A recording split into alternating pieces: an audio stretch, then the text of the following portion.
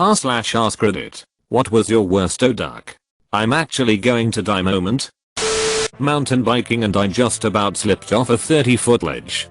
Barely caught myself. That the most panic and complete fear I have ever felt in my life, and I never wanna feel it again. Damn. As a mountain biker, that's one of my biggest fears. Flying off a cliff/gorge. I run clips, so if that did happen to happen, I probably wouldn't be able to unclip very good. What's a clip? Fell 3 stories. Due to freezing rain on the roof that night. And on the way down I was certain I was going to die. I went out there to talk on the phone since my bedroom was above my parents'. I fell at about a 45-degree angle onto my feet. The impact caused my T9 vertebrae to fracture. And once I fell from that angle to flat, my right lung collapsed and I had a brain bleed on the front and back of my brain. Luckily my father had heard me scream and found me within a couple minutes, coughing up blood into the grass. He then drove me to the hospital and nearly passed out a few times on the way there, figuring that it was already too late for me. Spent the whole ride trying to calm him down as I felt the pressure increase in my chest from the amount of blood filling my chest due to the collapsed lung. When I arrived at the hospital I blacked out as nurses and my parents and family doctor were around me looking worried sick. TL. Doctor, fell 3 stories. Fractured spine. Collapsed lung. And 2 brain contusions on the front and back of my brain because of freezing rain that night. Did it leave any permanent damage? After about 5 months in a back brace I was fine. Got around in the back brace the whole time with no pain. Don't like being touched in the place the chest tube was inserted through my rib cage, that's about it lol. I was a passenger in a car when the driver started having a seizure. His foot was on the gas pedal and the car was going faster and faster. And we were flying through a downtown area. It's a miracle we didn't hit any people or buildings. Somehow I realized, after about 5 blocks, to push the gear shift into neutral, auto transmission. Shifter in the middle, and was then able to steer the car into a pile of snow. Driver was still seizing when the car stopped. Our daughter was in the back seat. I called 911, but gave the dispatcher the wrong cross streets in my panic. The ambulance came to 2 blocks away, but I could hear it. Fortunately the dispatcher had kept me on the phone. And that's the day we found out my husband had the brain tumor that was eventually, 28 days later, fatal. Edit. Thank you all so much for your kind thoughts. I was trying to answer you all one by one, but thought this would be better. It's been almost 5 years. Some days are good, some are not. And it still has an almost daily impact, as you can imagine, because I'm the parent of a child who lost her father. We have gone to grief counseling, and we will again as needed. My husband had never had a seizure prior to this, that we know of. The shifter was in the middle as opposed to on the column. I called him the driver, because that was the context of why I thought I was going to die. I think that's all of the questions I was asked. Thank you again for your kind thoughts. Oh, I'm so sorry for your loss. How traumatic. I was struck by lightning. It blew me off my feet, paralyzed me and knocked me unconscious. While I was unconscious I was semi-aware, not in an awake and talking way, more of a lucid dreaming type of way. Peaceful and calm. All I could see was blackness and falling stars. Kinda like the green scrolling numbers on the Matrix. Before I came to, I honestly thought that was what death was. Edit. Wow, this story blew up. Thanks for all the questions and concern, guys. Very kind of you. Edit 2. If you have questions, keep them coming. I'll do my best to answer them all. You probably can win the lottery now. Heh. I grew up in a tiny shithole of a town. Neighbor worked the convenience store nearby. When I got home I got her to sell me a scratch ticket. I won $5. Got a piece of steak stuck down my throat. Needed the hemorrhage, which my dad performed. Scary stuff. I finished the steak. Ducking never let a good steak go to waste. Good job, soldier. Found Ron Swanson's account. I woke up and saw a huge protrusion in my ribs. I thought for sure it was a malignant tumor. Broke down then and there, only to find out later from the doctor that I had fractured my ribs and somehow not realized it. I can imagine you being reduced to a whimpering pile in front of the doctor and he was just like, nah bro, that's just your bones. But doctor, what about all these tumors on each hand? Fingers. Mate. That time when we slid down that glacier face and went down and down. Faster and faster until my ex's ice pick and a tree stopped us. Duck that. My ice climbing days are done. Duck ice climbing. Once. Never again. Ice is so unstable. What is anyone thinking ever? Let's go climb this sheet of craggy, brittle glass, it'll be great. I was roofied at a party. Besides not being able to ducking, move and vomiting uncontrollably, my blood pressure and body temp tanked. It took an hour for me to get to a hospital. And God, was that bad. I genuinely thought I was going to die and came to peace with it. This was a week ago. Duck me dead. I hope there's a police investigation going. Unfortunately no. I was taken to a HIT hospital and they didn't test for a hypnol. They didn't even take my bag. It wasn't until after that I connected the dots and realized I only had 2 drinks. B. I had all the symptoms of being roofied. C. A few different guys were illegally chatting me up at one point. The whole thing is a blur. Honestly. My uncle and I were swimming around a bunch of rocks at the edge of the beach one time and it was super choppy.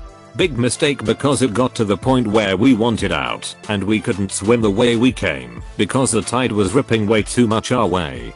So we tried to get up on the rocks. My uncle got stuck in some fishing line that was left there and I was a bit further down. Got dumped right into a deep rock pool. High sides and I couldn't get out of it. After spending what felt like 5 minutes, but it probably wasn't, getting pushed underwater when trying to scramble onto the rocks, not reaching anything worth grabbing onto, and getting cut from them because of the heavy waves, I just resorted to screaming and thinking I was probably genuinely going to drown. I didn't know what to do. Then some random guy who happened to be in the area spearfishing came up and dragged me out. Screaming was the right thing to do. It's alarming how many people drown silently when there was someone within hearing distance who might have been able to help. Note: I'm not encouraging untrained people to put themselves in dangerous situations to save others. I'm just saying, if you think you might be drowning, yell for help. That's because most people who are actually drowning don't have an opportunity to yell. They are trying to breathe air in. Iraq USMC. Got knocked down by an RPG blast ridiculously close to me after an IED. Disabled our vehicle. Lost my rifle. Was being sprayed by AK fire. Ears ringing. Barely conscious. Army Black Hawk shows up and quells enemy fire. Buddy pulls me to safety. I thought I would for sure be killed. Good times. I'm surprised to not see more stories like this here. I hope you don't mind, for neatness sake, that I file mine under yours. I was a medic with the Royal Marines, who were working closely with the Afghan National Army. Our role on this particular day was to advance further north from our fob than any previous unit to an abandoned village south of a suspected insurgent stronghold. We would be supported by 50 calories on peaks southwest and southeast of us. It was quite a trek through a network of deep waters which eventually led us shy of our destination. In order to get to the village, we had to climb out and traverse over open ground. About 300 meters. The village could only be described as archaeological. Pretty derelict. The surrounding ground we had gone across was old agricultural land and the sun had baked the furrows and ridges of previous farming into fossils. It was pretty hard going. We were there for 5-10 minutes. Exploring. All was quite quiet, and I found myself dreaming a bit of what life was like here previously. It was then we were hit from the north. It seems that we had confirmation that the village to the north was very hostile. We were fighting for an hour or so. Our ammunition was running low and the day was progressing rapidly. We tried to call in some fast air, but the brief window we were allocated couldn't locate accurate firing positions. Eventually we got comms through telling us to draw back to the fob. We got to the place where we had initially accessed the old village. Enemy fire had ceased and all was quiet. We sat with our backs against a wall. The wall dividing us from the 300-meter run across open ground back to the shelter of the Wadi network and our way back home. The enemy knew we were there. They knew the route we had to take, and it was quite clear as we sat there that we were going to be very easy target practice for them. We had lost our 50 calorie support. no fast air, and completely out of range of our mortar fire support team. At that moment I knew I was going to die. We all were. There was no way that we would be able to survive that run over open ground. Looking around, this fact hadn't escaped anyone. I lit a cigarette and said my goodbyes. My wife back home, my family, and then a shift happened. There was no regret, no fear. I experienced this sense of peace that it will be okay. I'm going to die, but it's okay. Everything will be okay. I couldn't stay there. There was no other way out. There was no choice. I couldn't be angry at anyone. This was nobody's doing. No one had designed this. There was inevitability and acceptance. We finished our cigarettes and we ran. The amount of firepower that was aimed at us was immense, and during all my experiences in Afghanistan I hadn't or never would after encounter that much fire at us. Rounds fell at my feet. I felt the sting of air across my face as what I think was a 50-calorie round passed me. Dust was kicked up all around us. All this time there was peace. Not the kind of airy fluffy peace, but sharp. All I had to do was run and wait for the bullet to take me. Now what I'm about to say may sound dark, and I don't want this to sound like I'm betraying feelings of suicidal ideation, rather that I'm illustrating how powerful that sense of peace and acceptance was. But when I got into the wadi and checked that we were all in the wadi, no injuries and all alive, I was overcome with a wave of anger. This was where I should have died. There was no way I or any of us, let alone all of us, could have lived. I was angry because I had been given peace. I had entirely accepted my death, and it had been taken away from me because they missed all that firepower over open ground, and they missed. Sorry if there are many typos. Wrote this on my mobile. Edit. Paragraph breaks. Okay. I've read the AskReddit threads about annoying Reddit sayings, but they can all shush. Thank you, kind stranger. D. That was beautiful. Write a book, man. I was 15 and walking across a railroad bridge over a creek when I heard the train coming from around the curve. The bridge was not wide enough to stand to the side. I ran back the way I came, as fast as I could, with the train coming from behind. The railroad ties were the perfect length for my stride.